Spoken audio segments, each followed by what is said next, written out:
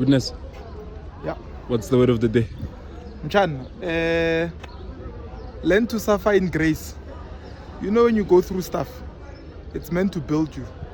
You know, the minute you publicize your suffering, even when you've overcome your suffering, we don't take you serious because we still see you as a sufferer. Learn to overcome with grace.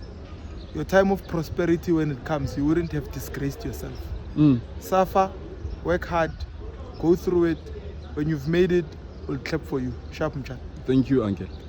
Business. Yeah, you know, business is about people. You know, Yeah. there's no business that you can start and you don't have people at the center of that business. Yeah. And that's what I've learned and I understand Sure. to this day.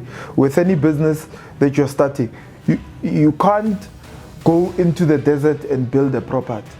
Yeah. Why? There are no people there, Sure. right? Sure. We're sitting here having this conversation. There's the business side of podcasting, Yes. but your target is who? It's people. It's people. So you can't just sit and say, oh, we're just having a conversation. Yes. There's someone who's going to watch this and they must draw inspiration from it. Yeah. You said you entertain, you educate, you encourage. Yes. So you're not entertaining, educating, and encouraging animals. You're entertaining, educating, Sure. and encouraging Yeah. people.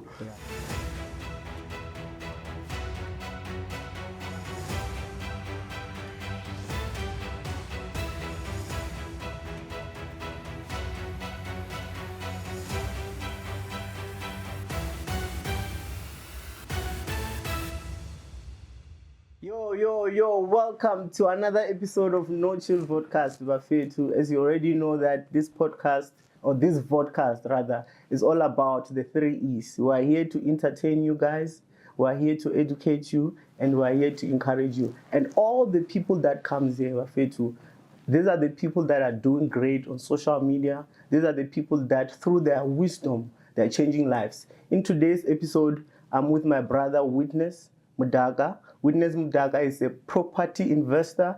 He's a tycoon in property. He's also a CEO of Quality Growth International and is an author for his book called It's More Than Just Money. Most of you guys, you know this book. It's been trending on social media. So we're going to be talking and we're going to be learning a lot from Mr. Mdaka here. But before we go any further, guys, as you already know that this episode is sponsored by Easybet. We're making betting so easy for you guys. And it should be fun and entertaining. You know, if you're doing it somehow, please. And it must be responsible. You know, that is a disclaimer. And if you are under 18, this part is not for you. Witness. Chief, Welcome, man. so many titles there. Tycoon. You're a tycoon. What? Did I lie? Did I lie? Before, now let me just give people a disclaimer. Guys, we know Witness that he's a property guy. But today, we are going deeper. I mean, I understand that you are doing great. And I'm inspired by what you are doing in that area of property. But I also understand that great results comes from the mindset, the convictions, the beliefs. So today I want to get the convictions out of you. Why are your business so successful? There's so many things that are involved there.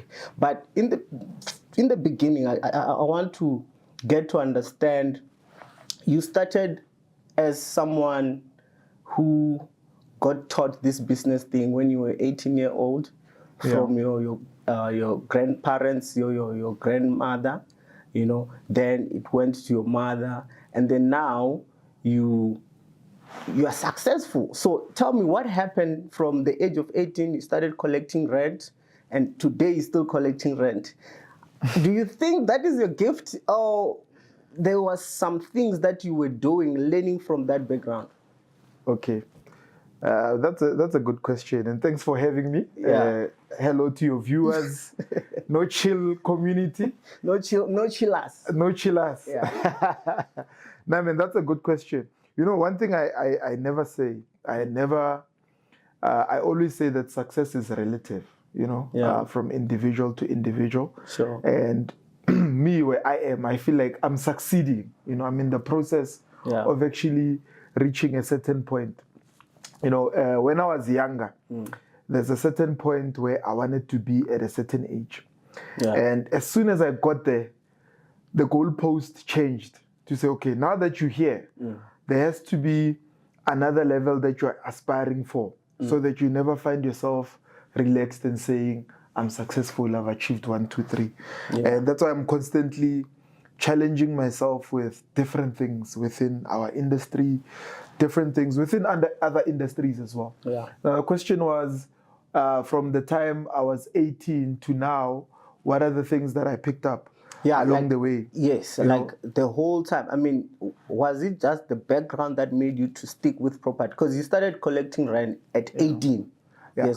you know what the thing is there? Yeah. So when we say background, I think we give the impression that I came from a property background. I did not come from a property background. It just so happened that in 2006-07, my mother discovered that she overpaid a house by 150,000 rands. Sure. So I don't know if she was paying more into her bond, or maybe when interest rates were changing, she was continuing to pay the same amount, but she overpaid the house. So she finished paying it earlier. Sure. And she didn't close the bond because she wasn't even aware that she's done paying. Yeah. So they contacted her. Then she went on to the bank to release the money.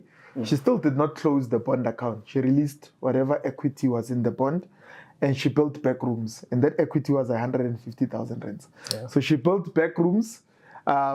And then she bought me a car, a Toyota Corolla RSI at the time. Yeah. You know, and for me, that's not actually the story. The story is when the first tenant came to occupy the rooms, and she said to him, don't give the money to me, give the money to my son. That was a shock to me as well. I wasn't expecting that. Yes. You know, the process of building the rooms, all I saw rooms are being built, but I didn't think I'll be part of any of that, right? And then as soon as the rooms were completed and the first tenant, Julius Kotokwan, came, she sat with him and my younger brother and I around the table. Yeah. And then as soon as she was done talking to him, she said, okay, this is the person that is going to be collecting rent from you every single month. Yeah.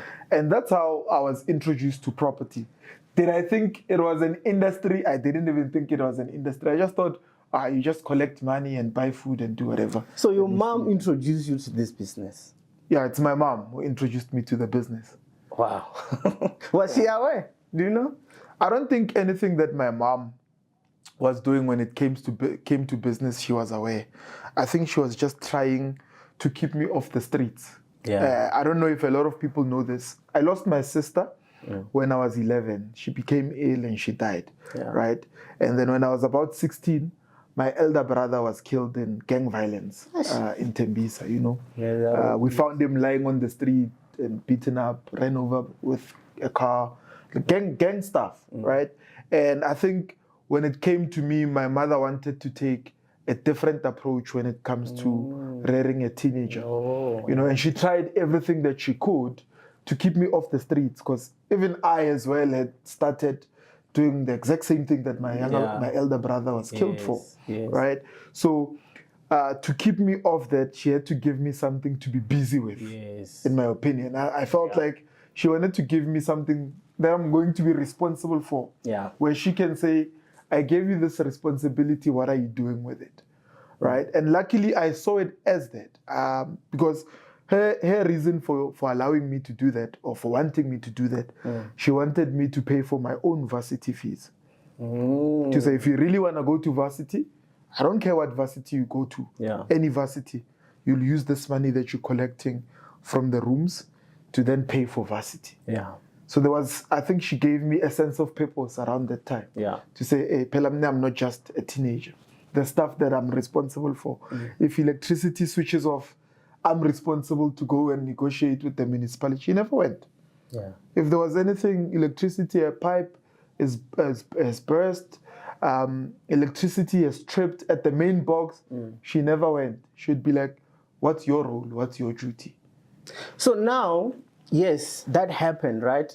Now you're into it. Obviously, you're still young, into a business. Yeah. What were the challenges that you faced then? How did you approach them? I can tell you about Julius. You know Julius? Julius is the most interesting tenant I've ever had. Yeah. Julius Kotokwan and another guy called Prapita. You know, Julius didn't pay rent for a couple of months. And then he left. He left his furniture, but he left a note as well. Because after a few weeks, I opened. I'm like, what's up with this guy?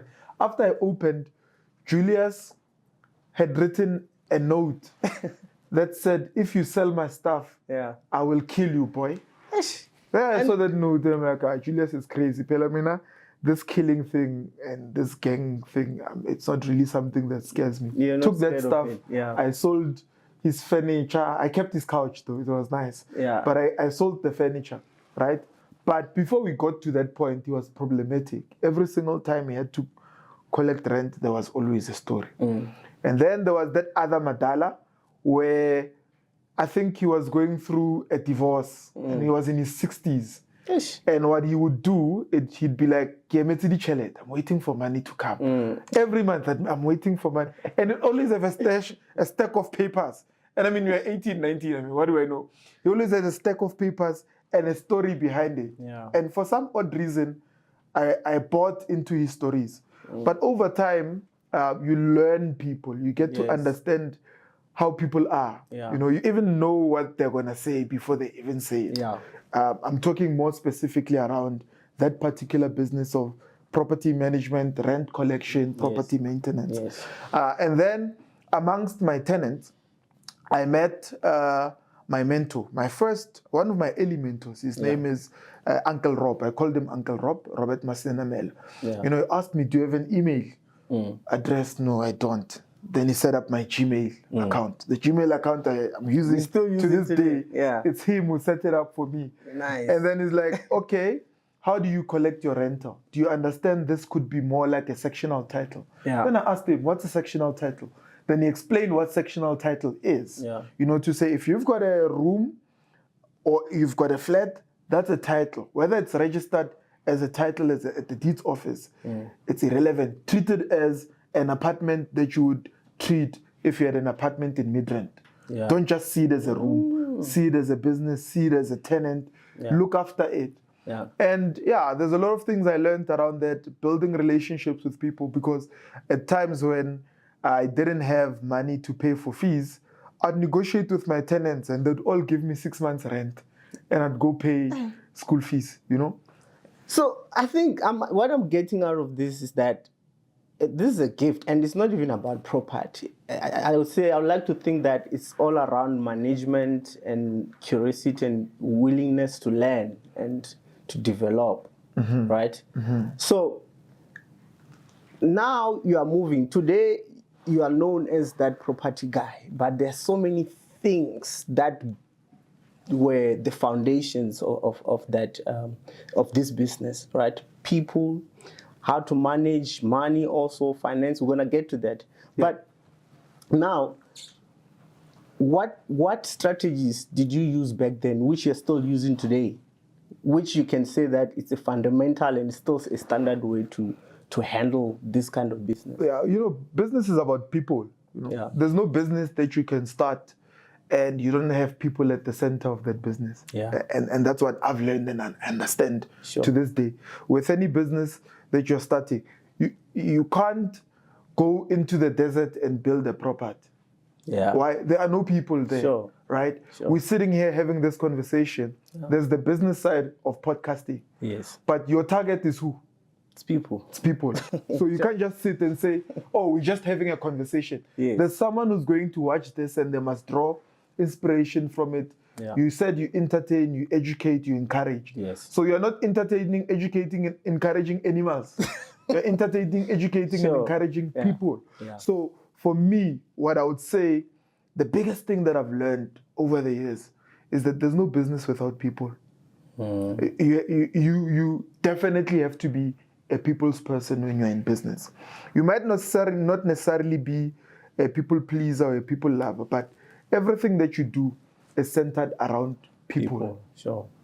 You write a book for who? For people. Everything. Like everything that you do, it's for people. It makes sense. So that's one of the key lessons that I've learned, that I've kept. To master people.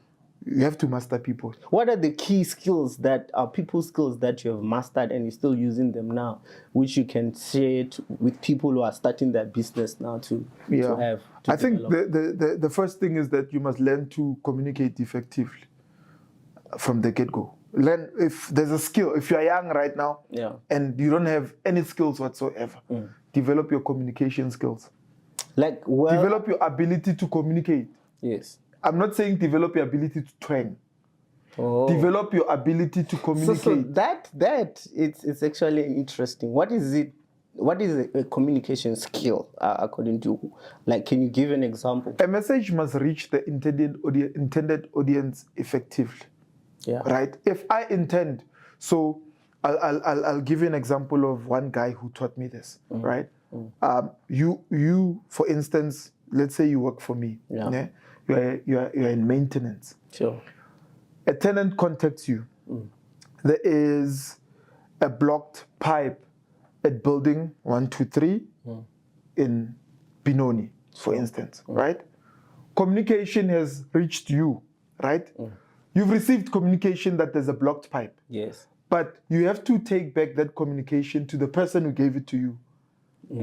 It's like, do you copy? You understand? Sure. Okay, so and so, I've received communication that there's a blocked pipe. You understand? Now you know that there's a blocked pipe, and the person knows that you know that there's a blocked pipe. Yeah, you acknowledged it. You've acknowledged. Yeah. So there's no way tomorrow you can say, I didn't know there was a blocked pipe. Yes. No, the communication was sent, you received it, you made him aware that you received it. Then you come to me and say, there's a blocked pipe at building 123 in Benoni. Now, I've received the communication. What do I need to do? I take it back to you. Okay, copy. I don't have to say copy, obviously. Yeah. I'll have to say, okay, I acknowledge the fact that you are going to building XYZ. Sharp. Then, for me to follow up, it will be you then coming back to me and saying, I've been to building XYZ. I've helped the tenants. I've unblocked the blocked pipe. And this is how much it's going to cost us. Now I'm aware that the problem is fixed. You understand? That's communication, all of that. Yeah. If the problem is not fixed, you would have said, I went there, I was unable to fix the problem, but I'm going back there tomorrow to fix it. Now I know it's not fixed. The tenant knows it's not fixed, but the tenant also knows that I know that it's not fixed. Yeah. So everybody within that communication link is aware of what's going on, right? And that's why I said communication is not the same as twanging. Like we're speaking English now, right now. Yes. I don't think I twang, I speak. Yeah. Nothing wrong with twanging, because I mean, that would have been how you're socialized anyway, right? But when I communicate with you, it needs to be clear what I'm saying to you, so that if there is any form of instruction, we're able to take that instruction and do what the instructions say. And that's what business is all about. It's all about. Is the unit free? It's not free, so that must be communicated. Yeah. How long is the tenant going to stay there? That must be communicated. There's a lease agreement that needs to be signed. A lease agreement is communication. It's non-verbal communication. It's written communication. That entire document talks about your relationship with your tenant. Yeah. It must be clear, right? So I think that's the first thing. And then also you develop the skill to work with people. Yes. There's one thing to communicate, and there's another to work with them. What happens, like during COVID, we've had people saying to us, plenty of tenants, I've lost my job. Now you have to, this guy is going to stay in your property 3 months without payment. Now, what sort of skill can you employ to then make sure that at the end of the 3 months, you still get your money? The guy doesn't do a night flip on you. Because sometimes people leave 12 o'clock at night, you hear that somebody moved out and they owe you 3 months rent. Right? So all of that, not to say that your tenants become your friends, but they become people that you're in constant communication with, where there's a relationship, where the person feels like, if I live here, I would have done this guy so much wrong, or I would have done this property manager so much wrong. You know, everything that you do rises and falls on your ability to communicate with people and build relationships with them. Yeah, that's powerful, man. Because, I mean, by just listening to that, I mean, now, with comparing with my experience, I've been... But how do you then say, here you cannot pass this bridge? Because, you know, there are people who can take advantage based on that. Yeah. So in communication, coming back to that, boundaries are always communicated. Oh. Boundaries. There are boundaries in everything. You know, in your relationship with your girlfriend or wife or spouse or whoever, there's boundaries. She knows that if I cross these boundaries, he won't be happy. She has boundaries as well. You know that if you cross those boundaries, she won't be happy. Yeah. So a tenant-landlord relationship, a customer-business owner relationship also has boundaries. Yeah. There are certain boundaries that cannot be crossed. You understand? So in my communicating and being nice, it doesn't necessarily mean that the business side of me is nice. When things and decisions have to be made, I make the decision and still be nice to you. I can still treat you with respect and dignity, but still do my job. Because me being nice doesn't necessarily mean I can't do my job. Yeah. Because, I mean, actually, in this business, you're dealing with people, like you said, and some people are just wicked, you know? Yeah. Like, you know, how do you deal with those people? Obviously, yes, you can put the systems of communication in place, but still people can give me some examples. I mean, yeah, someone maybe now, I'm not talking about Julius. You know, now you know. I mean, Can I tell you something? I think you always have a different version of the same thing. Exactly. So now that's what I want to do, because what you have done back then is not what you are doing now, and those people still exist. Yeah. Right. Yeah. And you moved from, I'm sure now your units are even over 70, you know. So now there's so many people being involved there, and you need to deal with them, you know, and they're not going to be the same. So usually, you know what, the difference now is that obviously there are tenants who don't even know that I'm their landlord. Okay, so you put... Okay, now probably, maybe now they know, you know. When I was building my business, right, and in the early stages of building my business, you know, we develop units and we put tenants in. I would act like I'm one of the employees. I mean, people are starting to know now, probably in the last 3 years, that I run the company. Was that intentional, and why? Yes, it was intentional. Why? Because I wanted you to know that I can deliver, right? As a tenant, you are communicating with me. I'm doing an excellent job, and I'm telling you, no, I've got bosses. Because they'd ask, who's this Quality Growth International? I'm like, no, man, I work for this company. I work there. That way, anything that I would do, I was doing my job. Yes. You understand? So I'm employed by the company to ensure that you are well taken care of. Now, you have a responsibility as well to pay your rent. You have a responsibility as well, if you are receiving a service, to pay for it. You understand? So my mindset around that time was forget the title of CEO. In fact, titles are nothing, man. You know, I'm telling you, it means nothing. Yes. To have a title of some sort. I was once sitting with a mentor of mine. Yeah. Wealthy guy. Yeah. That guy has been wealthy since we were young. He's 2-3 years older than me, but from our early 20s, he was proper wealthy. Yeah. Back then, I remember we were sitting. He used to meet me at Morgan Bean, Sentin. We're sitting there, and he's like, Chief, you know, in your company, if you start a company today, you can have any role that you want, any role. Can wake up tomorrow, you are the cleaner. Can wake up the following day and be the CEO. And wake up the other day and be marketing director. But it means nothing if you're ineffective in any role that you give yourself. That's what I understood. And it's like, people start businesses like this. They go to CIPC, register the name, print business cards. Business cards were big back then. Yes. Even now, they still do that. Print business cards, get an office table, sit on the chair, round on the chair there, and then realize I don't have paying clients. So if you don't have paying clients, you're not in business. So how I got into business was that I was searching for paying clients. How many rooms can we build? How many units can we build? How many tenants can we have? How much can we scale our business? That's the important thing. Whether I'm CEO or CFO or cleaner or plumber, it's irrelevant. Now, obviously, because things are public, then somebody will say, okay, that's the CEO. There were times right? I would go visit one of my properties and I'd meet a guy on the parking lot and we'd chat. Yeah. And he'd be like, hey, are we out of grade? Konje, which unit do you stay in? And I'd be like, no. I don't live here. But at that moment, I'd be like, oh, wow, he doesn't even know that I own this property.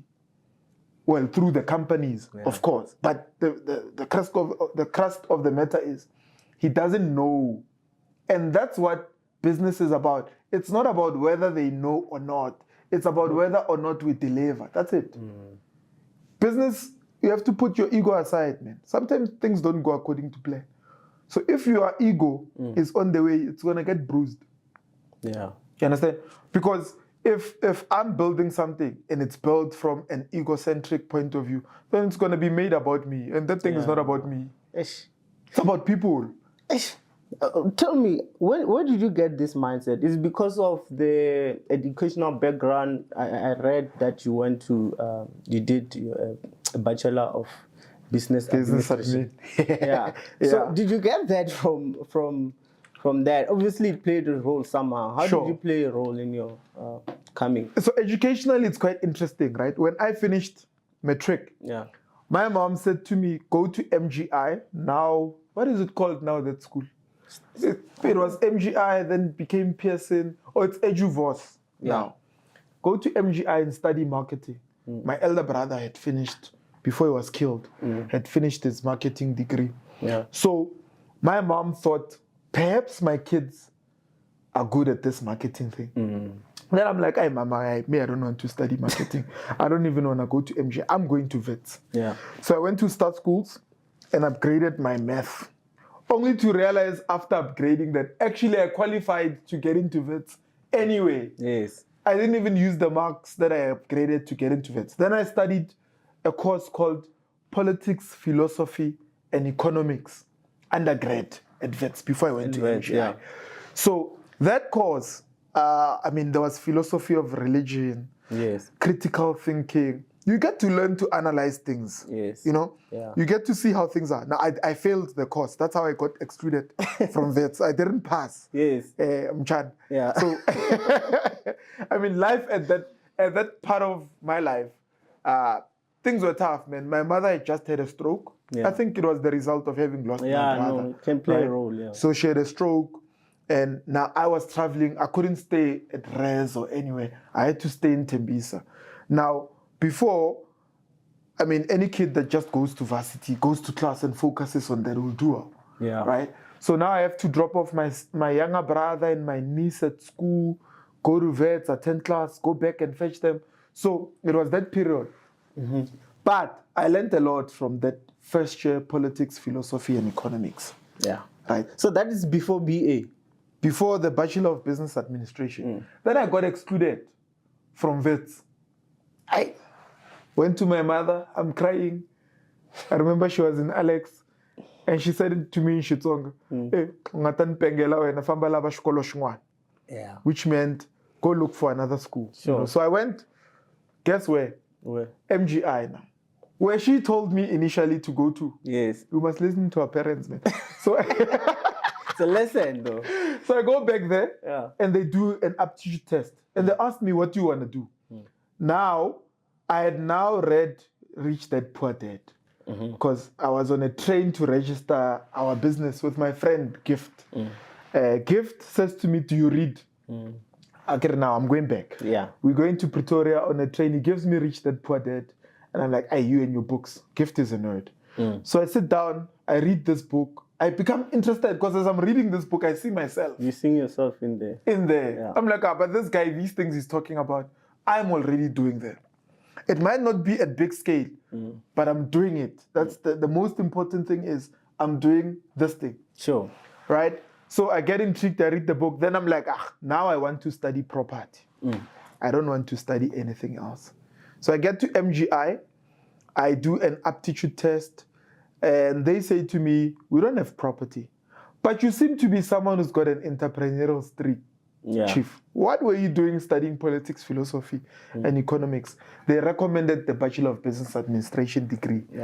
Then I did a double major in marketing and strategic business management. Then I did a certificate in global business with Regent's College in London through MGI. Oh. You understand? So that, I think over that period, a mindset is developed over a period of time. Yes. You know, and then as soon as I was graduating in my third year, the lecturers gave me, looked for an internship for me. I think probably they saw, hey, this one comes from a terrible background. We need to help him find a job. Sure. So they got me an internship for 2 weeks at Student Village. Yes. A Jewish firm. I was fascinated to be there, bruh. That 2 weeks, I learned a lot of things in 2 weeks.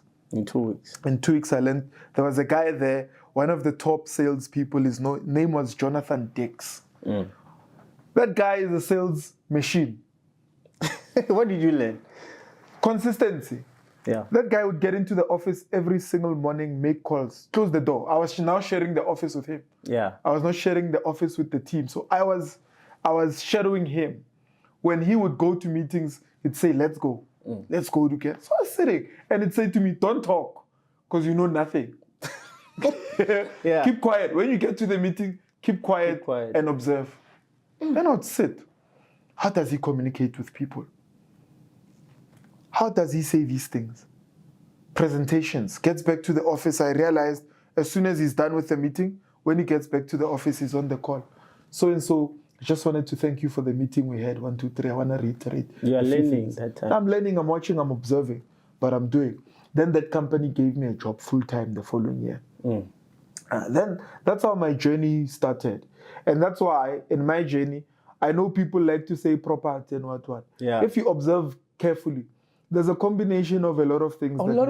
That's what I want. Remember in the beginning I said that, yes, we're focusing on property because that's what you made your name on. But there's more. We can take you to any other industry and you can still use the same mindset that you have as long as it's a business. So now tell me the importance of mentorship, because looking at everything that has been happening, you've been observing, listening. You know, you say a mentor, this guy that you were talking to, gift also played a role. Your grandmother, your mother also played a role. So when I look at it, so I belong to the community. Yes, I mean everything. There's no such thing where I'm self-made. Yeah, no, you can't be. You can. I don't think it exists. That self-made doesn't exist. It doesn't exist. You understand? No such. So there's someone right now who's trying to do this business. Or any business. Could be property or any other business. Sure. What is the importance of mentorship? What does the role of mentorship play in anyone who wants to have a successful business? Very good question. You know, in my book, I've got a chapter. Yeah. It's called Why You Need Mentorship and Exposure. And I speak specifically on that because I looked at my life and realized, what are the chances? A boy raised by a single parent mom in Tembisa. His grandmother stays in Alexander, exposed to crime. His brother was killed from gang violence. What are the odds that that boy can become successful without mentorship and exposure? There's this friend of mine, Puti, he used to say to me, hey, Mchan, you need exposure. If you've never seen a Ferrari, you can never dream about it. That's the most powerful thing a friend has ever said to me, because it has stuck with me. Now everything that I do, I check who's the best guy in that industry. I don't have to sit with him. I observe him. How does this guy do things? You understand? When I worked for Student Village, that's where I got my mentorship as well. Yeah. You know, because Ronan, the CEO, said to me, I had just graduated. And I went to him excited that I've got my certificate. You know what he said to me? Bernard, I'll teach you the real skills. I don't necessarily mean, I think he meant burn it literally. Yeah. Just meant shelve this thing that you learned in school, all this theory that you learned, put it aside, we'll teach you the real stuff. And all I did was become a student. Now I'm a student. I observe everything. What can I learn from this guy? If there was some sort of a business relationship between me and someone and it didn't go according to plan, I don't just blame the other person. You learn the mistakes. I look at it and say, okay, but what didn't I do here? What if the person did the wrong, why didn't I pick it up from the beginning? What are my blind spots? What can I do differently next time? All of that I learned by observing mentors. Yeah. And mentors sometimes they're not intentionally teaching you something, right? Sometimes you learn by osmosis. Just be in the right environment with the right people. Sure. You're gonna learn. How do they talk? How do they handle conflict? How do they disagree? All of those things are business secrets. It's not really secret. It's everyday life, right? You understand? The problem is that when we think about business, we think about the technicalities. I like the fact that it could be any business because I do different businesses anyway. It's just that the most famous one, it's property because, I mean, it's the industry that I was in from an early age. But I've worked in the marketing industry. As an employee, I did well. I was promoted 4 times in 1 year when I worked. The only year I've ever worked for anyone in my life. What is the key here, Witness? I'm hearing you, but there's a key. Is it learning? Is it knowledge? Is it not being comfortable at what you are doing and just stay and not try to improve? Because, I mean, I've seen that you worked for 14 months in that student village. Was it student village? Yes. And you did everything that they have there. So what? And then you did everything, all the positions that are there. You actually met them. Yeah, I've been a brand ambassador. I've been an intern. I've been an accounts manager. I've been campaign manager. It can't just happen. I've been project manager. It can't just happen. Yeah. What was the You know what the problem with young people is? NoChill. They wanna get paid more first before they could do more. Bruh, I do more before I'm even paid more. And that promotes you. Of course. Think about it, right? If you've got 2 guys here, one guy is doing more and the other guy is not doing more but is saying, pay me first before I do more. Which guy are you going to give the money to? Yes. The one that's already doing more, right? So for me, when I went into that environment specifically, I wanted to challenge myself to do more. I didn't even care about the money. Perhaps maybe that's why I say it's more than just money. Yes. But at the same time, maybe I didn't care about the salary because I had rooms money that was coming in. Maybe it played a big role also. There could be that. Yeah. You know, I look at it and say, but yes, when I started working, money wasn't really an issue. Because already I was collecting rent. Yeah. And I had the support from home. When I got into student village, I had a couple of offers. There's 2 people from my church. Because at church I was also involved with business seminars, events. You know, you did a lot, right? Yeah, I was sitting on a board that was doing business seminars. The guys identified me. So one of my youth pastors that had identified me used to work for one of the big banks. And he said, when you graduate, I've got influence. You can get a job at the bank because I've been observing you. Where? At church. So you were doing more.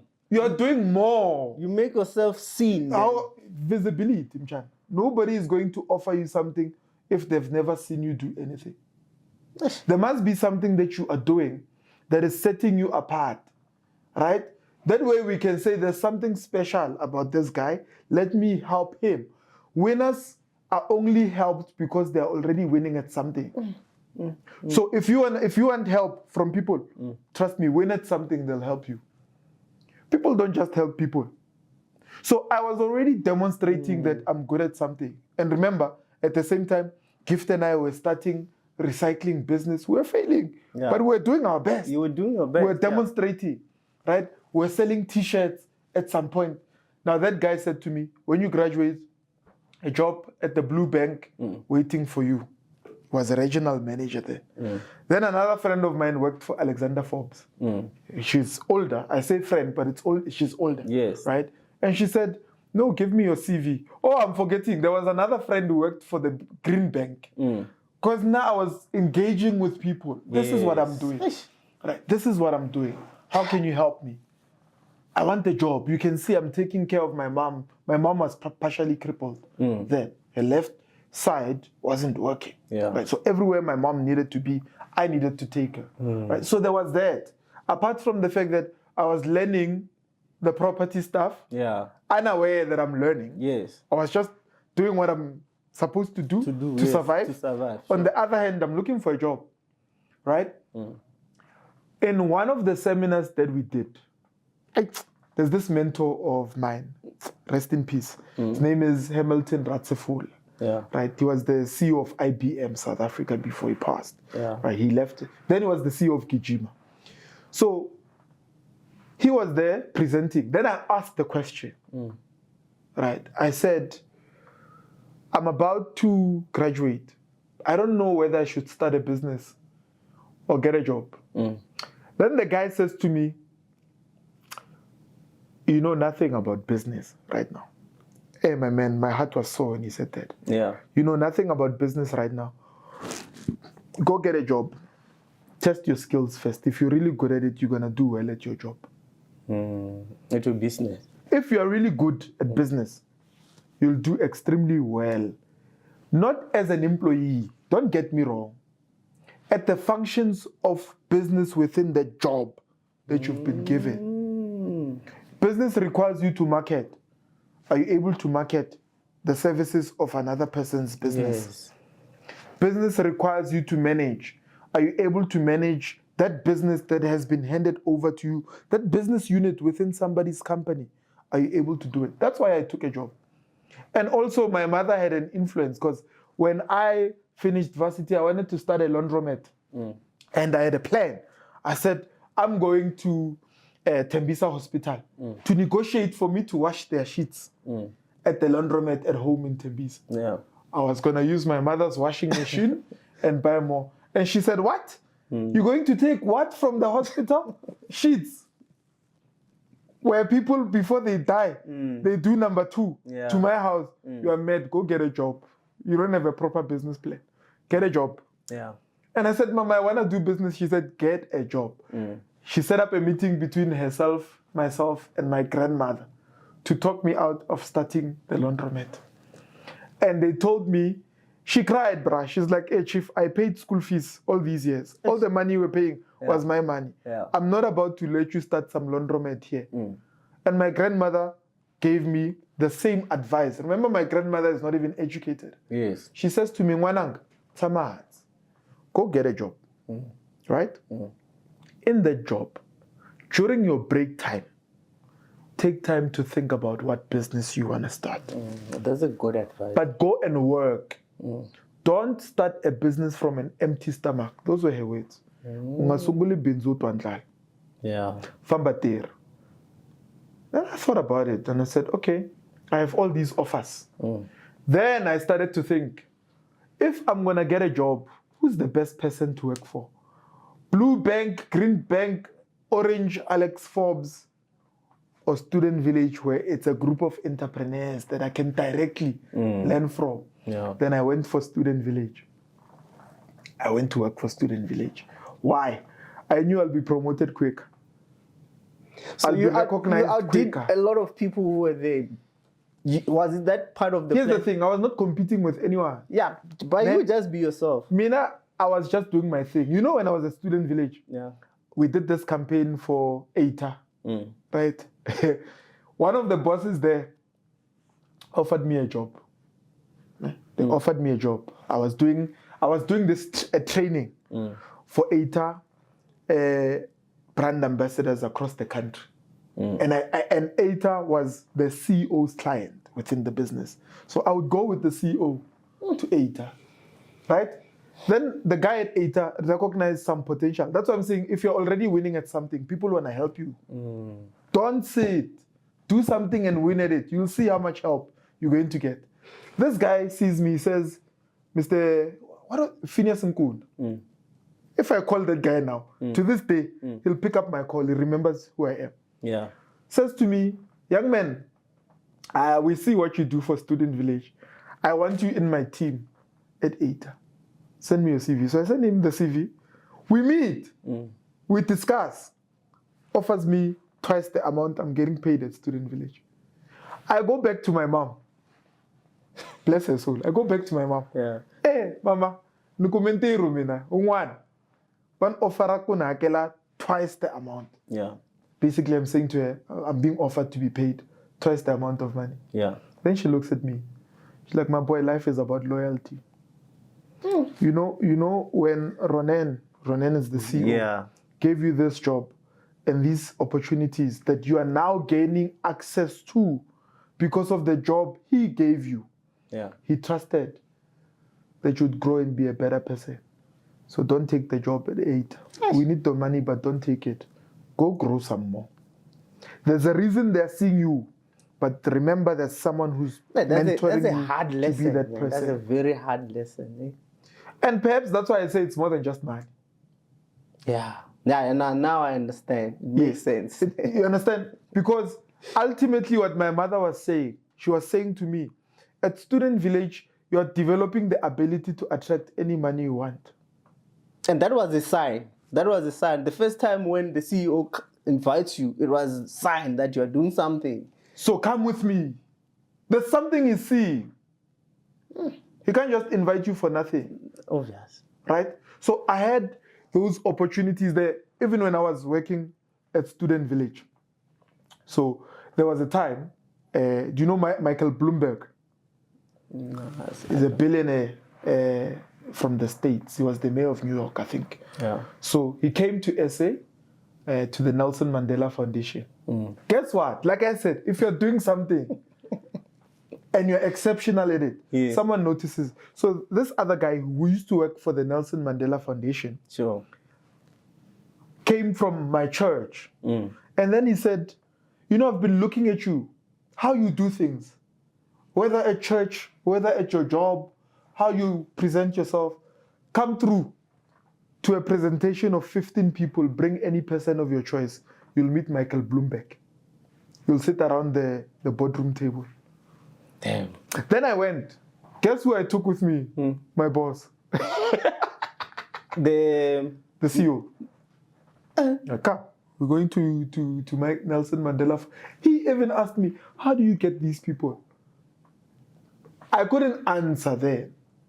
But the answer is, go the extra mile at anything that you are doing. You will see you'll attract the right people. 2 days I was interviewing Oliphant, Mr. Brandon Tebza. He said the same thing that you just said, that you need to be diligent in what you do. And I reminded him of the scripture. I always quote Proverbs. Yeah. Proverbs 22, verse 29. That says that, seest thou a man diligent in his business, he shall stand before kings. You'll not stand before unknown men. Yeah, mean men. You understand? So when you focus on you and become diligent, automatically you're going to be uplifted. And that's what you've been doing. I feel like that's your gift. And we most of us, we don't realize that how we're moving, it could be a gift. We just think that it's me trying to do this and I'm good at it. But just look back up until now. You'll see that you have met so many people, but not because you went to them. And this brings me to a question that a lot of people have. How do you access mentors? There could be someone right now listening to you and be like, I love this guy to mentor me. So what would be your advice? Would you say he should do great and you observe and you see him? Not necessarily. Remember also, mentorship, you have to choose a mentor that resonates with you. Yeah. And that's actually in the industry that you want to be in. Sure. You understand? I think, like I said, remember, you said, how do you choose a mentor? I chose my mentor when I chose my job. If I chose to be at the Blue Bank, my mentor could have been some guy that's a manager there. But what is that guy going to teach me about entrepreneurship? So I decided, I'm going to work for Student Village because Student Village is run by entrepreneurs. So it was a clear decision back then. Yes. When I sat down with my mom, I said, okay, you're saying I must go get a job. Remember my grandmother's advice? Yes. Go get a job and during break time, think about what business you're going to do. Yes. And then I thought about it. How am I going to think about what business I'm going to do when I'm surrounded by everyone who's an employee? Even the CEO is an employee. Everybody is an employee there. Then I thought, oh, okay, I can't be in the company of employees while I want to be an entrepreneur.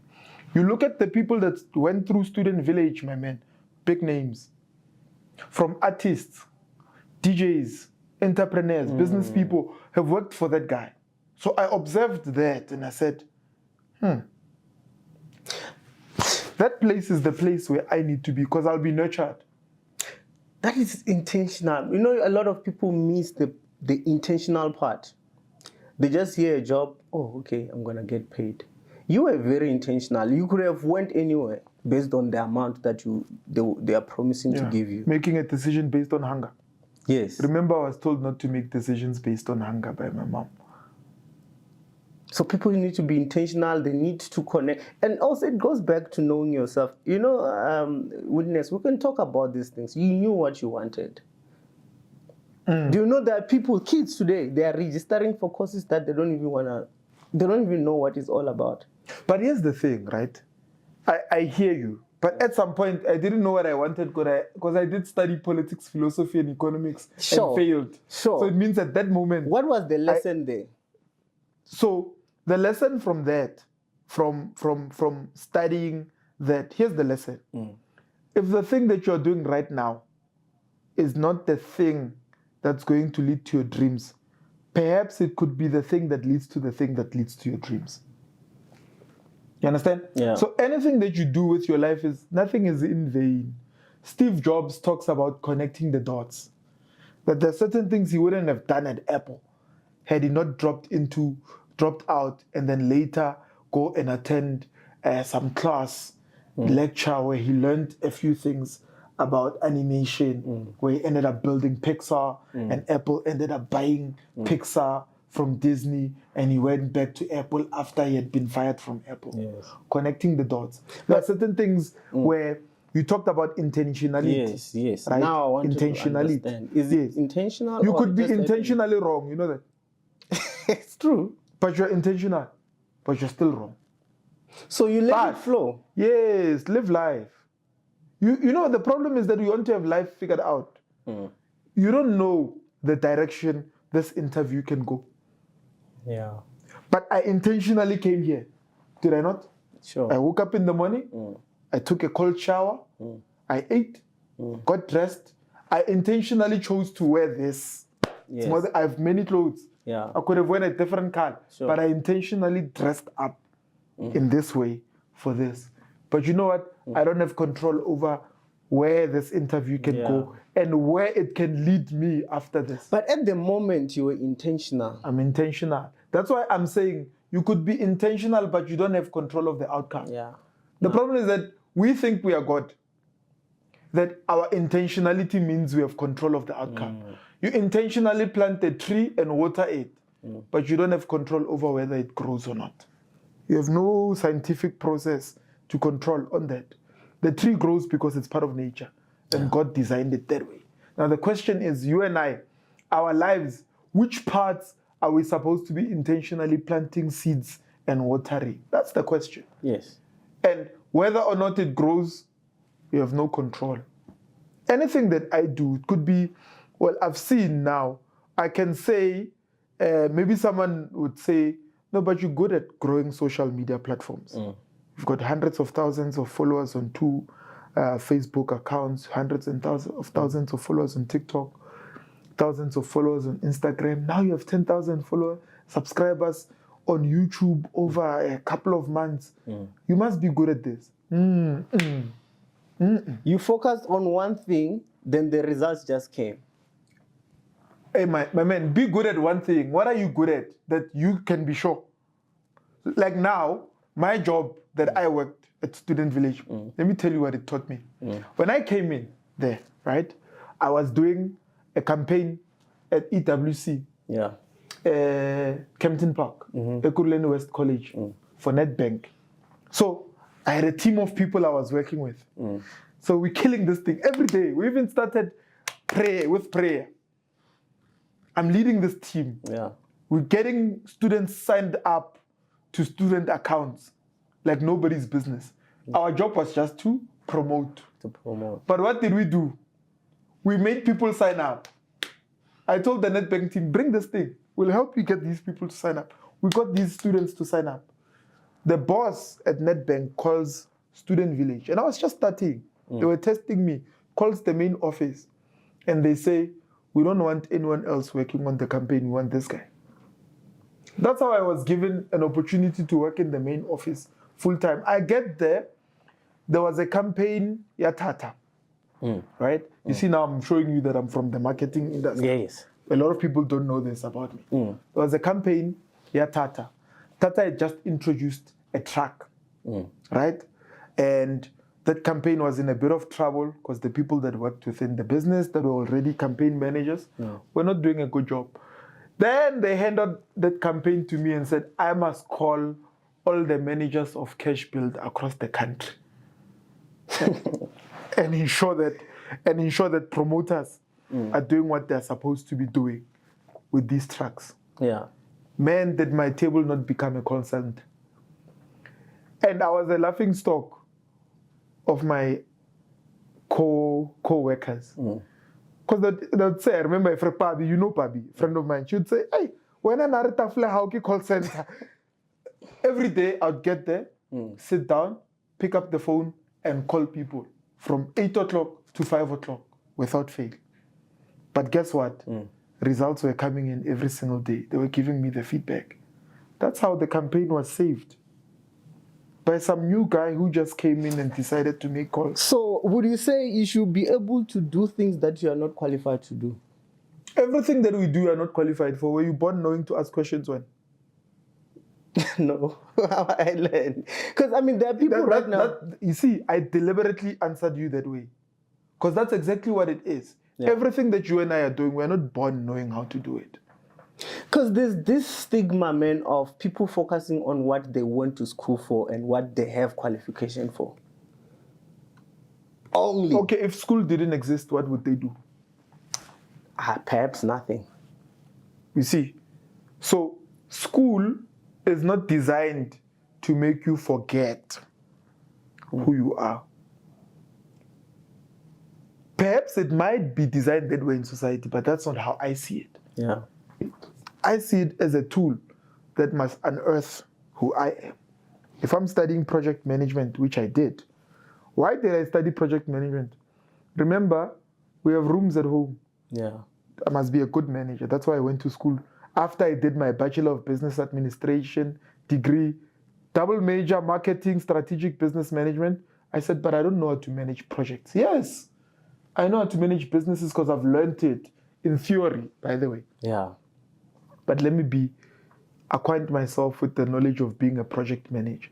Meaning there's already something within me that indicates that I could be a manager. Yeah. So when I'm studying that thing, I'm enhancing something that's already there in me.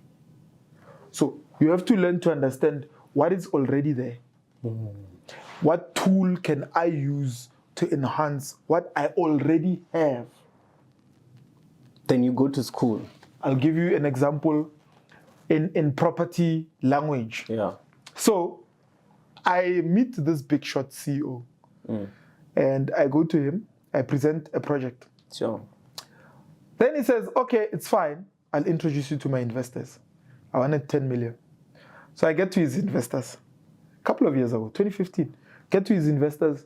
They look at me and say, we love the energy, we love the passion, you're a great guy. But your project is too small for us. We don't do 10 million. They said to me, go think about what you want to do. Come back when you have a project that can be 200 million and above, we'll give you the money. So then I went back to the big shot CEO a couple of years later, and I'm like, Chief, I found a property project that I want us to do. Then he looked at it. You know what he said to me? Witness, we don't want to be pioneers in uncharted territory. We want to be pioneers in what we know how to do. What you are presenting is good, but we're not pioneers in it. Then it gave me a thought based on what you are saying. That, you know, sometimes we all want to be Elon Musk and do amazing things. Chief, focus on what you are good at. Just focus on the thing that you know how to do best, better than most people. You'll see. And this has nothing to do with whether you're qualified or not. Me, I was not qualified to write a book. Me too. But I don't think you can be... today you're an author, but you cannot be an author without writing. Yes. But you know what I did? How I wrote my book. 2020, right? Before 2020, I was unknown. Nobody knew who I was. Before the year 2020. Yeah, no. Yeah. But I already had companies that were running. I had employees. Nobody knew who I was. And in fact, I actually did not want to be known because I might have this bravado about me, but actually I'm shy. I'm a reserved person. I love my space. Sure. There are times where if you come to my house, you'll find me sitting alone. And you ask yourself, TV will be off, phone will be there, no radio playing. I'll just be sitting alone in solitude. I'm that guy. Right? So 2020, tenants are moving out. It's COVID. People are losing jobs. Then I'm like, okay, I'm going to write posts on social media. Let me inspire people. Started writing posts. Some were related because I remember it was my 5th year anniversary, wedding anniversary, right, at the time. You even had an article with the citizens. Yeah, well, they just took it from somewhere and wrote an article about me. I don't take interviews about things that are not part of my business journey. Oh, yeah. So I wouldn't have agreed to do an article with them. They just wrote the article based on what is happening. Based on what was happening on social media at the time. I was trending. Right? So I was writing these posts. Then I had a lot of people following me. I mean, when I say a lot, it might not be a lot to you now. I mean, but relatively, right? No, it's a lot. Everything at the time, I had 400 followers. But because I was writing every day, within like 4 or 5 days, I had like 7,000 followers on Facebook. Then I was like, man. Remember the entrepreneur in me says, why are these people following me? Remember, I don't want publicity out of nowhere at the time. Sure. But I'm like, okay, people are following me because of what I'm writing. It means they must like my writings. Sure. Then I put it out there. I'm like, okay, if I reach 10,000 followers because of these writings, I'm going to write a book. Then I reached 10,000 followers. Now I have to keep my promise because I made it publicly. Yeah. Sure. Then I said, no. I was backing out now. I was like, I'm not going to write it unless I have 100 pre-orders. Within a day, I had 100 pre-orders. Of a book that didn't exist. It's not there. Then I said, okay, clearly they really want it. I wrote the book in 2 months. I sat down, focused, and wrote the book. Had it published. Within a week, 1,000 people had bought the book. So then I realized, okay, what is this? Oh, social media is a place where you can play around and create different businesses. Sure. Because I'm observant like that, right? I'm observing. Sure. Then I'm like, okay, now let's create a movement around the book. Then I built a movement around the book. So it goes back to dots are connecting now. Dots always connect. But there must be something that you're doing well first. First, I was doing well, whether people knew about it, but I was killing it in the property industry. Behind the scenes, again. You didn't have money problem. You didn't have a problem with Wi-Fi. So everything was well in the beginning. No, I was doing well. No. Jokes aside, I was doing well. Sure. And I had proper people mentoring me. Right? There would be times, you asked about, I'll come back to this, you asked about how do you find a mentor? Yes. Chief, email. There were times where I would sit with Brian Joffrey like this and I ask questions. Why? I took my phone and I emailed his office. And for some odd reason, they would agree to meet some young boy from Tembisa. You understand? But you're not going to know the answer unless you ask. You ask, sure. There must be something within you that says, because I like Brian Joffrey and I've read about him, I want to ask him questions directly. So you email. So I backtracked a bit. So nobody knew, but I was working. I was diligent. I was focused. Sure. Then I said, if tenants are moving out and people are losing jobs, most we're not going to have tenants here. Our business will die. So I must do something about it. If I know how to teach people about business, let me teach these people to start businesses, even if it's home-based businesses. Sure. That way, I don't lose tenants. They continue to pay rent to us. That was the mindset. But now you're not only focusing on your tenants, you are using social media to reach everyone. I was reaching everyone because the posts were now gaining traction. Yes. Then that's how I built a following on social media. And then the book. But I think I was applying one of your principles. Yeah. Educate. Educate. I was doing that. Then it grew. Then the book came. Then hundreds of thousands of followers later. Why? Consistency in giving people value. Thank you. Thank you. And this is why we exist. Is this you have a podcast also is more than just money. Yeah. What do you do there? You are educating, you are encouraging. Yes. You just said now that you gained 10,000 subscribers. Mm-hmm. It's the same formula, man. It's the same formula. Like, people look at me and say, hey, you have a lot of followers, but what am I doing? They don't know what they're doing. You know, people are interested in the glory more than the story. They miss it. It's not even, that's why I'm saying it's more than just money. It's that thing, money is a byproduct. Let me tell you, NoChill. Sure. Money is a byproduct. If you're a guy sitting in the township or anywhere, just understand that money is a byproduct of something.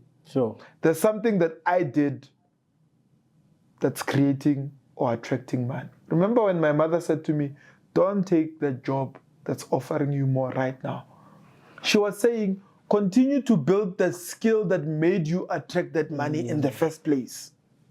So don't you think if you have more of that skill, you will have more of that money locating you? Yeah. Like right now, even if someone was to come and offer me money to work for them, I don't think they can afford me, bruh.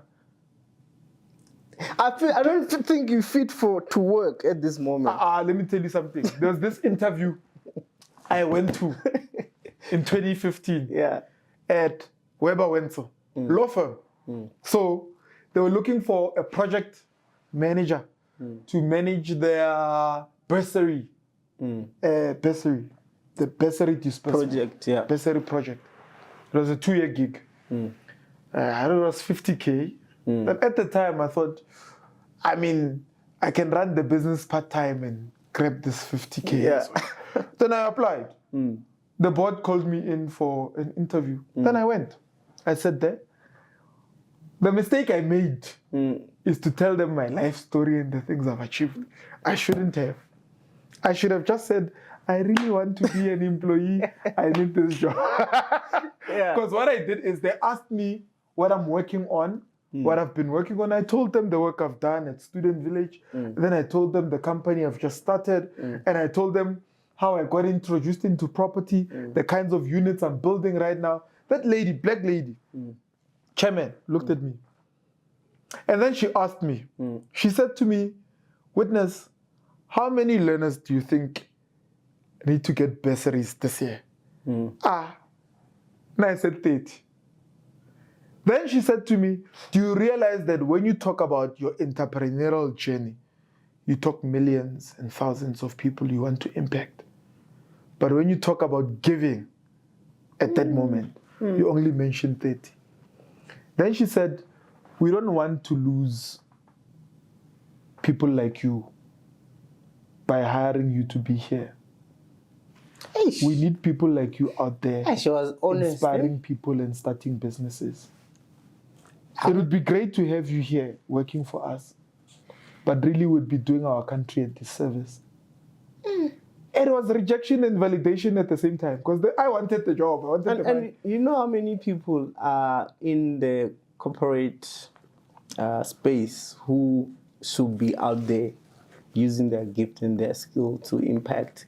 Hence now we have this problem of unemployment, high unemployment rate in South Africa. We have a lot of people who want to go to a job or to an office, but we don't have a lot who are creating. It's because also remember companies, I mean, I'm not blowing my own horn, but I'm effective. I don't think there's a company that can employ me and lose money. Diligent. I'm diligent. And I'm not just saying it. I've done it. And this is a lesson. Even now, I get offered jobs, man. But they don't afford me.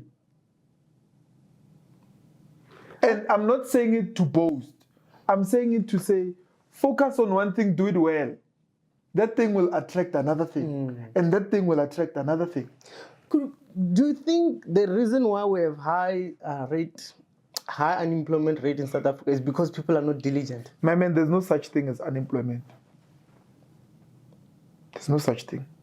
Can anyone employ your gift? Can anyone employ your gift? I mean, it depends if it's employable. But truly, can anyone employ your gift? I mean, they can rob you out of your gift, you know. The thing I'm saying is, the reason why people are unemployed, this might sound controversial. Sure. They're not in touch with their gift. You can never be unemployed when you're gifted, and you know what that gift is. And you know it. And you are using it. You see how I'm talking? I don't talk, but I can tell you I'm very clear. I communicate very well. Why? I'm a gifted communicator. Why am I able to say that with so much conviction? I'm aware of my gift.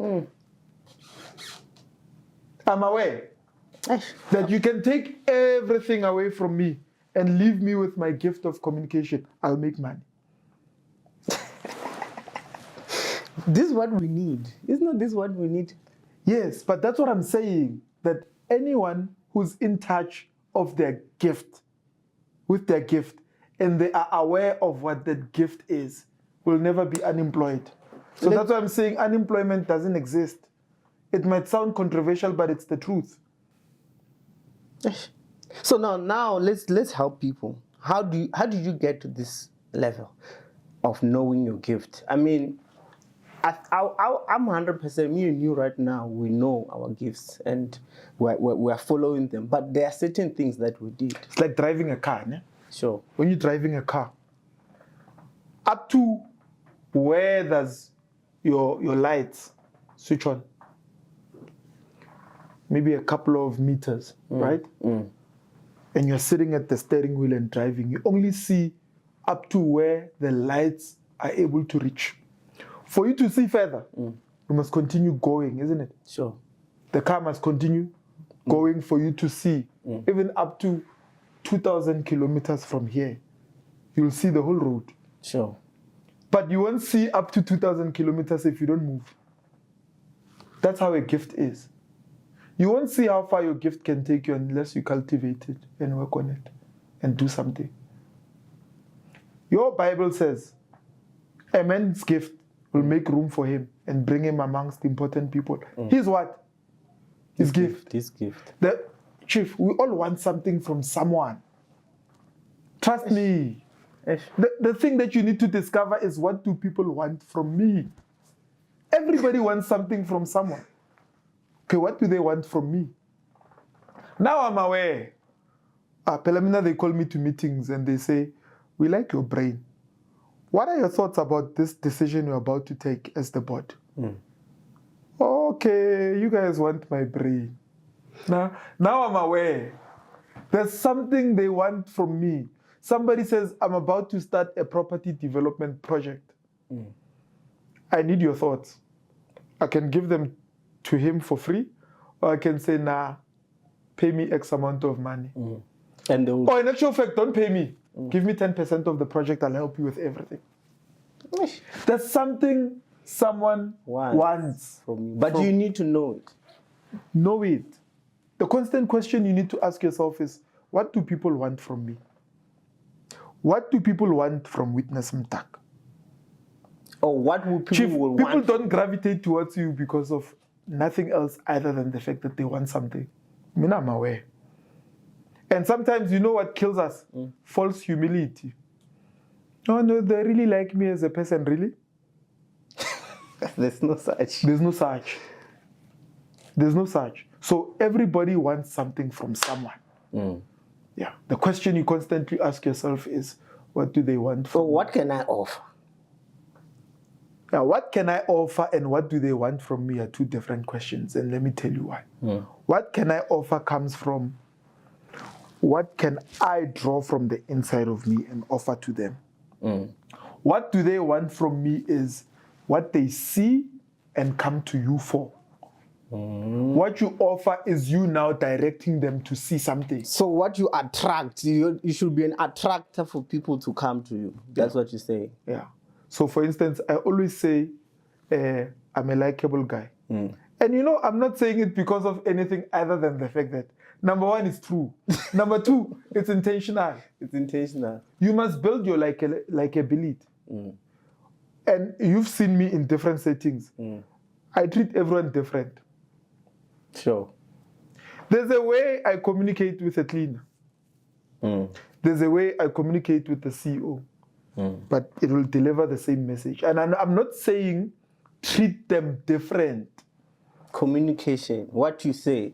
Joe, there's a certain language for every environment. It's a skill, that one. I can get into a room of people that are trust fund babies. I will do very well. Some of them were my friends in varsity. Because I read the room. Oh, these guys, this is how they talk. Okay, I can't talk my township lingo all the way here. There must be a point in time where I connect with them where they come from. Yeah. You understand? So, and then when I get to the township there, Jayam, meling figure la pa and connecting abantu the way meling connecting up. Can't get there and be bush. The problem is that we don't know how to recognize where we are. Yes. And if you don't know how to recognize where you are, you don't know what to offer to that environment. Every environment is looking for something from you. But if you don't know how to navigate environments and navigate people, you'll offer to the CEO what should be offering the cleaner. You'll offer to the cleaner what you should be offering to the CEO because you're not aware. Awareness. Self-awareness. Self-awareness. How aware are you? Because once you get to know you, even the environment now, you choose which environment you should be. There are environments you'll never thrive in. And you must be aware. There are environments that will kill your gift and you must be aware. There are environments that will kill your confidence and you must be aware. You must be aware of environments that are constantly going to kill you and put you down.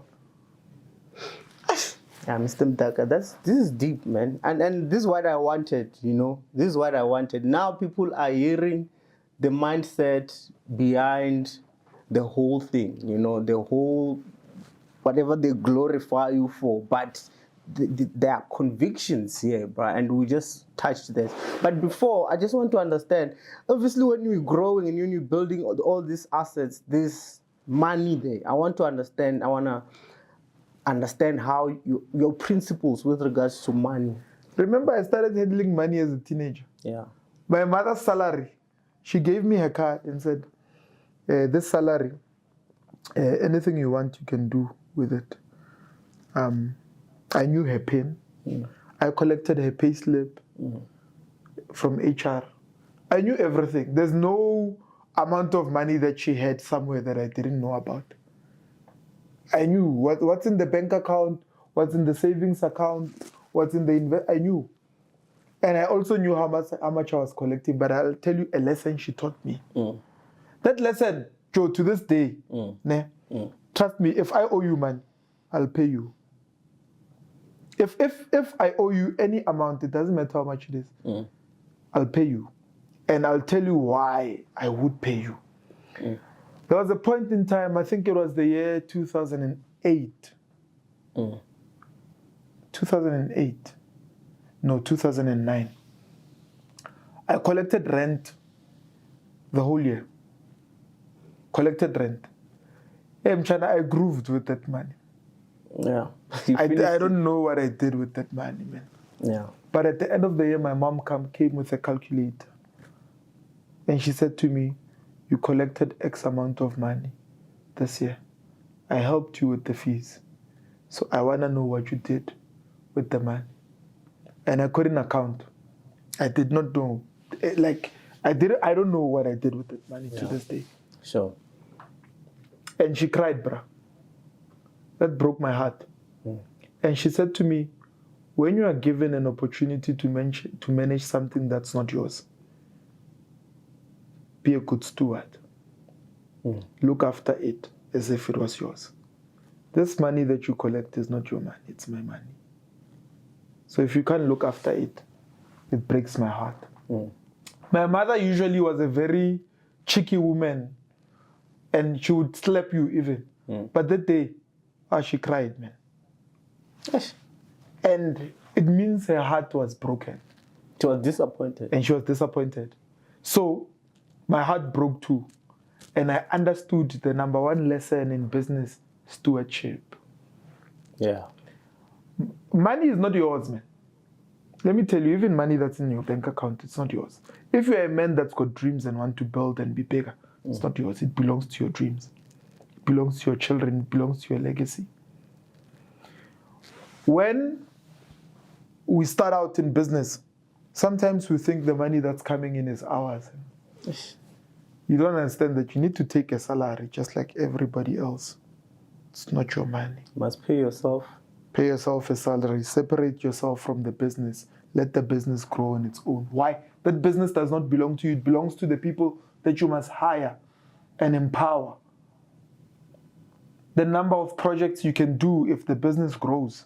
The number of lives that you can touch. The number of places you can go. I mean, I've been to every part of South Africa doing seminars, but it wouldn't have been possible if the business, which was the book that the people bought, was not paying for the movement. There was no sponsor. Self-paid. So what you're saying, every income is for the next project. Yes, that's how businesses grow. Businesses don't make money and they chow all of it and then they say, Ghana, how are you going to make money this month? They make money and then they say, now we're going to fund our expansion. That's why people who are looking for funding without actually putting in the work are never going to get the funding. Unless they're connected, of course.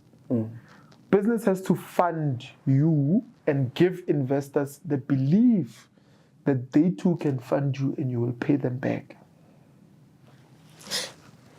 Bruh. It feels so short, eh? It's already 2 hours. What?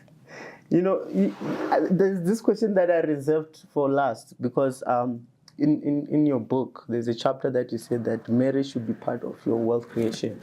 Not even should be, it is. It's part of wealth creation, marriage. Yes. And it's kind of funny because it's a divorced man saying it, isn't it? You know what I'm asking? Yeah. Because I'm considering to marry, so I want to learn. Sure. Sure. Sorry to the ladies out there. You know, tell me, what are the dynamics from getting into the relationship and considering the assets and the properties that you have?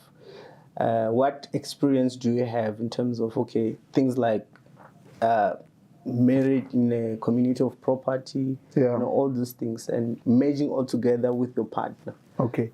Let's start with the mindset behind why I said marriage is part of your wealth creation strategy. Sure. You know, let's look at the community where you come from.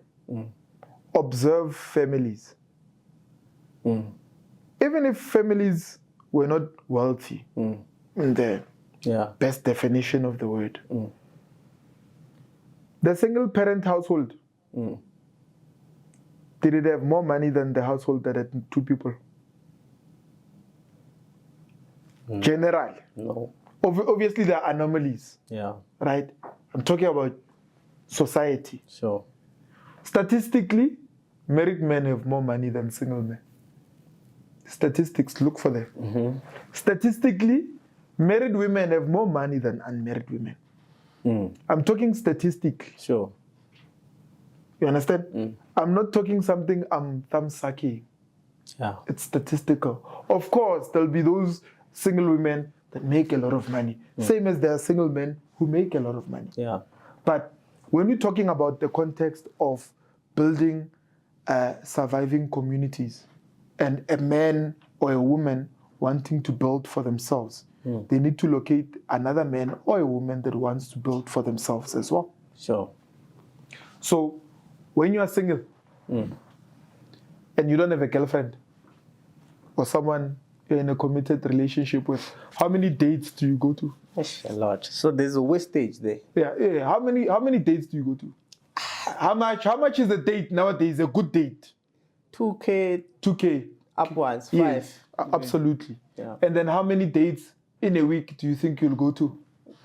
As many, like if I'm NoChill like this, even 6. Even 6 dates, $2,000 per day, 12,000 a week, 12,000 a week times 4, 48,000 a month. Right? Roughly. Obviously, I mean, we're playing around with numbers here. The fact of the matter is, you are putting a project, you are funding a project called finding a partner. But when you already have that partner, all that funding goes to where?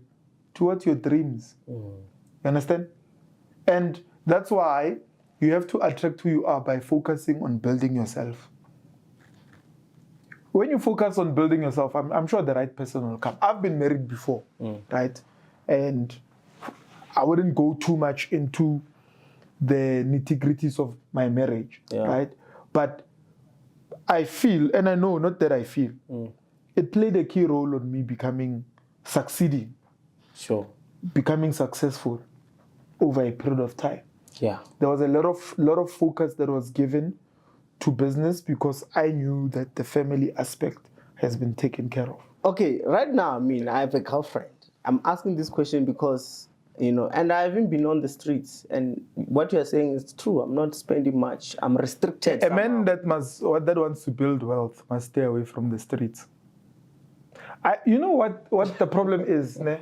I think our culture is so influenced by the entertainment industry. True. Where someone will say, but Rick Ross is wealthy and yet women. Are you Rick Ross, man? Are you American? No. Do you have his kind of money? So it's messed up for people to think, no, but there are guys who've got lots of women and they've got money. It's only a few of those people. They're called anomalies for a reason. Yeah. Something that's outside of the norm.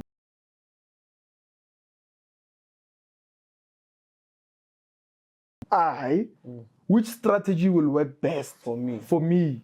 Like someone saying they won't go to school because Casper didn't finish matric, but he's got a successful life. Are you Casper Nyovest? Yes. Can you rap? You can't even rap, but you're comparing yourself to a rapper. Yeah. You don't even have the marketing genius he has. You don't know yourself. Yes. So you have to know yourself and say, okay, if marriage is part of my wealth creation strategy, what kind of marriage?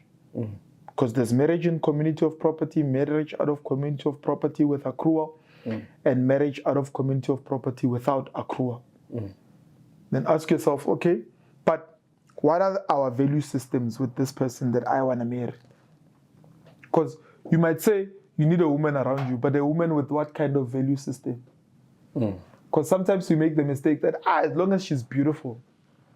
When I walk in, people will say that Witness Mdaka has got a beautiful woman. Yes. It's more than just that. It's more than just beauty. There's character, there's value systems. How aligned are those value systems? What are your family value systems that you've taken with you to the next part of your life? You understand? And what is the long-term aspect when you marry the family part of your life, the business part of your life, as well as the God part of your life as an individual? There's so many dynamics. There are dynamics. But remember also, when we say it's part of your wealth creation strategy, we're not only talking about the commitment and the discipline part, right? Two people working on the same goal to build wealth is better than one person working on it. As long as those people have got the same goal. Yeah. My income, your income goes into funding the dream and the goal. Now that's a different kind of life. You understand? So I say this, and I know people would say, but you wrote marriage is part of your wealth creation strategy. I'm going to get married again. The time will come where I find someone who's got my mindset, my value systems, They like my mindset. I like theirs. I like their value system. I like theirs. They love family. They are committed. They want it for the long haul until the wheels come off. It exists. We're going to do it. If you found someone like that, Chief Mary, and stay off the streets and use your money to build.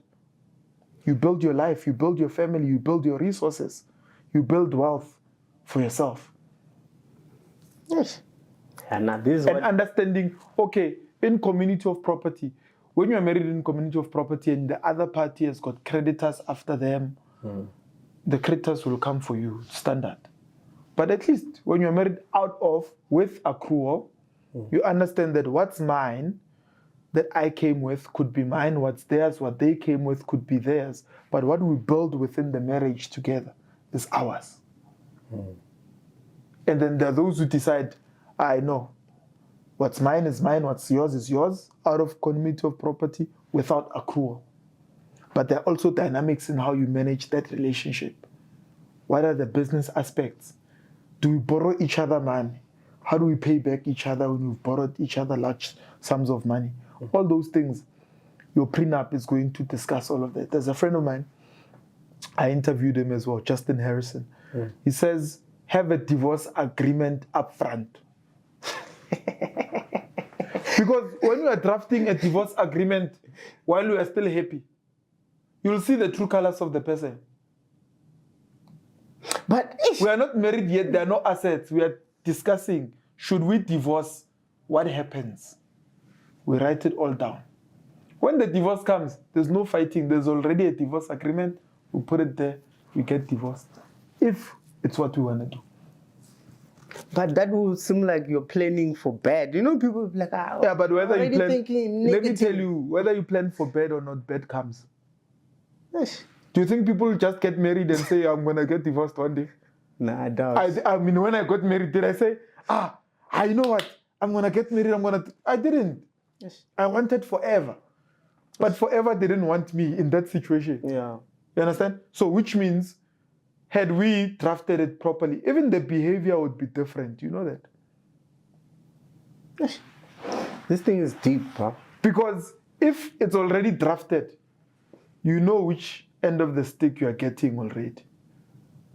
Behavior is not going to be changed because when in your life, it's the first time you see 1 million. And maybe I've been seeing it since I was 18, who knows? When it's the first time you see it. When you see a little bit of money, you're already thinking about divorce. Because you got married from a hungry point of view. I'm not saying that's what happened. Yes. You understand? That's definitely not what happened. But it does happen with some people. So one has to apply their thinking and say, what's best for my life? What's best for me? I have a question from one of the community members, NoChillers. I'm going to close by this question. You know, I promised these people to give me questions for you specifically. Sure. It's coming from Kapat Event Equipment. He says, can you please ask, based on his experience and expertise in property and investment, is it advisable to access financial for property if I want to do renovations into a rental property with rooms? The property was built as a rooms rental property, but they need to renovate before renting out. There is a linkage on the roof area, has constant water shading, and etc., etc. In a situation where there is not an income to invest towards having those renovations, is it advisable?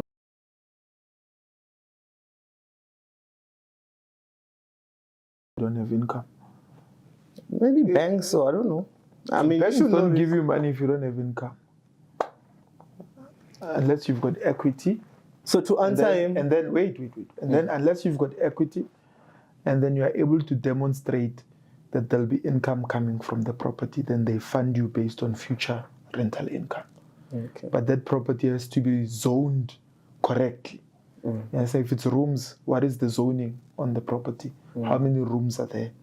Is it in line with the municipal zoning guidelines? Yeah. Understand? So for me, the entire property game is about debt. If you want to leverage and grow your property portfolio, you must take debt. And I'm not saying people must take debt. I'm saying the property industry is about taking debt. But you need to qualify also, and where are the options? Is it banks only that can Yeah, borrow? well, it's not banks only. There are institutions like TAF, Mastandi. If the property is in the township, must approach Mastandi. But zoning will be an issue if you didn't zone the properties correctly. I talked about relationships. Yes. When I said relationships are capital, right?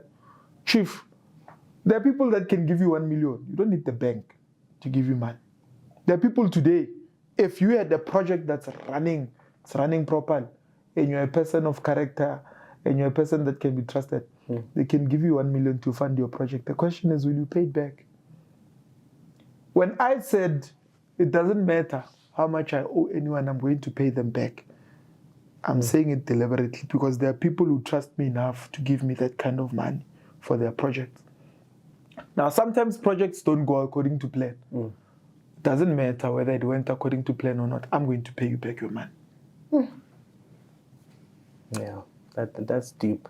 Because if you don't, then you must understand that your reputation is the biggest thing you have in business. Your name. A good name is better than money, Mchan.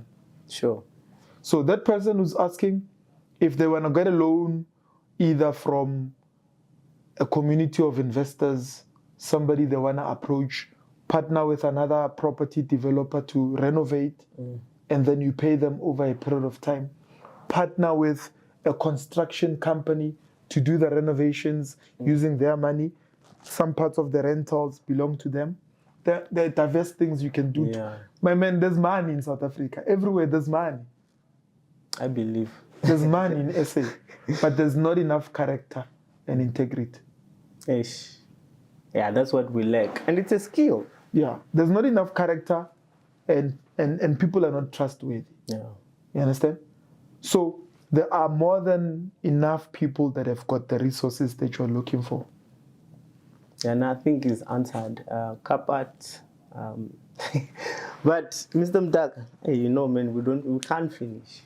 We can't finish because the wisdom that you carry is just, there's a lot. You know, even my questions, I'm not done.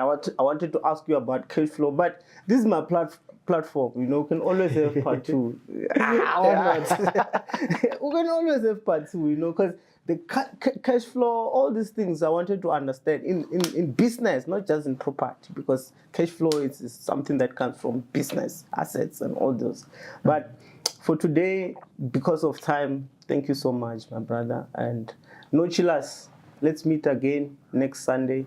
As you know that we bring people who've got results, but behind the results, there's a mind. That is why we're here today with Mr. Mdaka. Please go check him out on social media, Witness Mdaka, on social media, Instagram, Facebook, on YouTube. Go subscribe to his, it's more than just money movement, right? Yes, it's more than just money movement. Yes, on YouTube. Subscribe. Guys, thank you so much for tuning in. Let's meet next week, Sunday. Thank you to our sponsor, Easybet. You know that we always make betting easy. And thank you for this opportunity, Bafet. Please, if you bet, there is a code that you can use to sign up, and you're going to get 50 Rand to bet. Bafet. Let's do it fun. Let's do it in a way that it's responsible. And if you're under 18, please don't be part of this. Bafet. This is for people who are responsible and who can play for fun and entertainment. Thank you so much, Bafet. We're signing out.